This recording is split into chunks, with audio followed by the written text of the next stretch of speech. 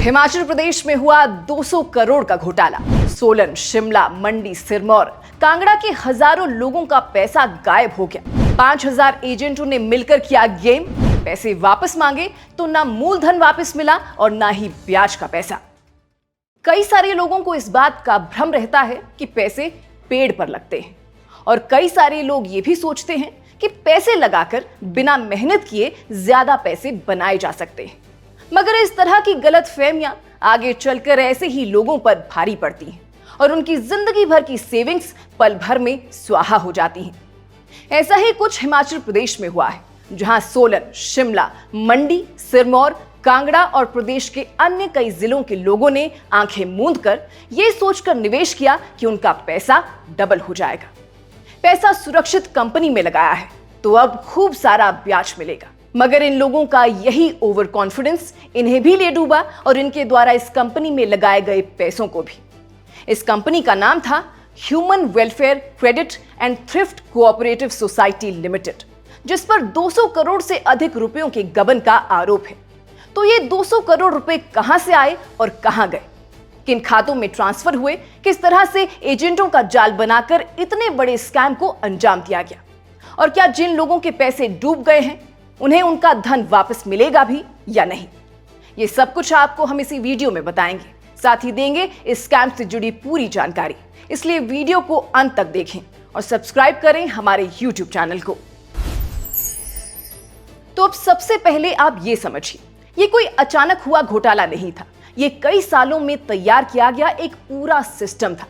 घोटाला करने वाली कंपनी असल में एक मल्टी स्टेट कोऑपरेटिव सोसाइटी थी। कागजों में रजिस्टर्ड, ऑफिस, रसीदें, पासबुक, एजेंट, मीटिंग, सब कुछ लीगल जैसा दिखाई देता था।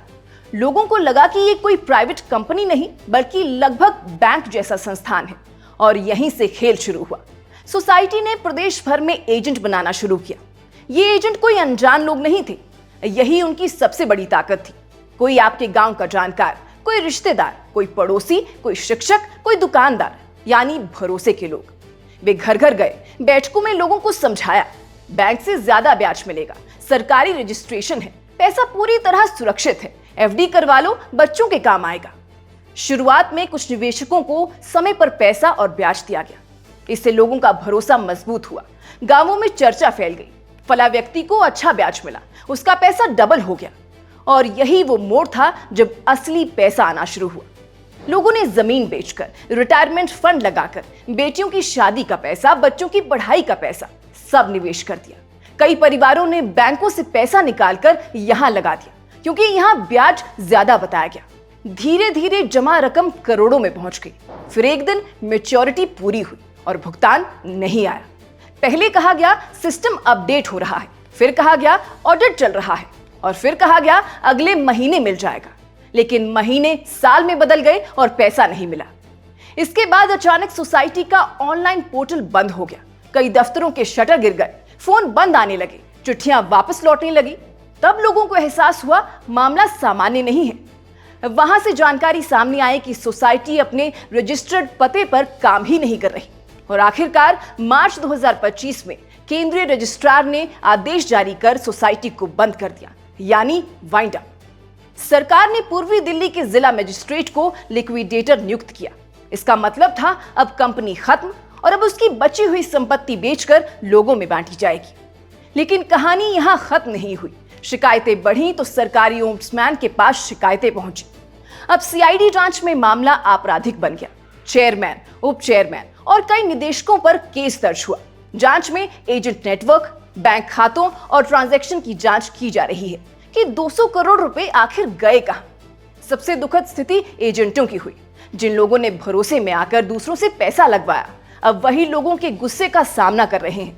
कई एजेंट घरों से निकलने में डर रहे हैं, क्योंकि निवेश उनके माध्यम से हुआ था। अब सबसे बड़ा सवाल, क्या पैसा वापस मिलेगा? सीधी सच्चाई ये है, एफआईआर दर्ज होने से पैसा वापस नहीं आता। जेल होने से भी पैसा अपने आप नहीं लौटता। पैसा तभी मिल सकता है जब लिक्विडेटर को सोसाइटी की संपत्ति, बैंक बैलेंस, निवेश या प्रॉपर्टी मिलती है।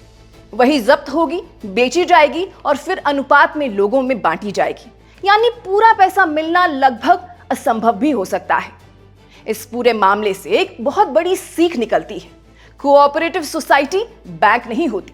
बैंक में जमा पैसा बीमित होता है और उस पर सख्त नियमन होता है, लेकिन ऐसी सोसाइटियों में अक्सर ऊंचे ब्याज का लालच दिखाया जाता है, जबकि जोखिम बहुत ज्यादा होता है। जब भी कोई स्कीम बैंक से कई गुना ज्यादा ब्याज दे, समझिए खतरे की घंटी बज चुकी है। निवेश करते समय हमेशा जांच करें, क्या संस्था आरबीआई नियंत्रित है, क्या जमा राशि बीमित है, क्या रिटर्न असामान्य रूप से ज्यादा है। हिमाचल का ये मामला सिर्फ एक राज्य की खबर नहीं, बल्कि एक चेतावनी है, क्योंकि ऐसे नेटवर्क पूरे देश में अलग अलग नामों से काम करते हैं। लालच, भरोसा और जानकारी की कमी, यही तीन चीजें ऐसे घोटालों की असली पूंजी होती हैं। और आखिर में, अगर आपका या आपके किसी परिचित का पैसा ऐसी किसी सोसाइटी में लगा है, तो तुरंत लिक्विडेटर के पास अपना दावा दर्ज करवाएं। दस्तावेज, रसीदें, पासबुक, पहचान पत्र सब सुरक्षित रखें, क्योंकि देर करने पर दावा कमजोर हो सकता है। बाकी इस ताजा रिपोर्ट पर आप दर्शकों का क्या कहना है, हमें कमेंट बॉक्स में बताइएगा। अभी फिलहाल के लिए बस इतना ही। नमस्कार।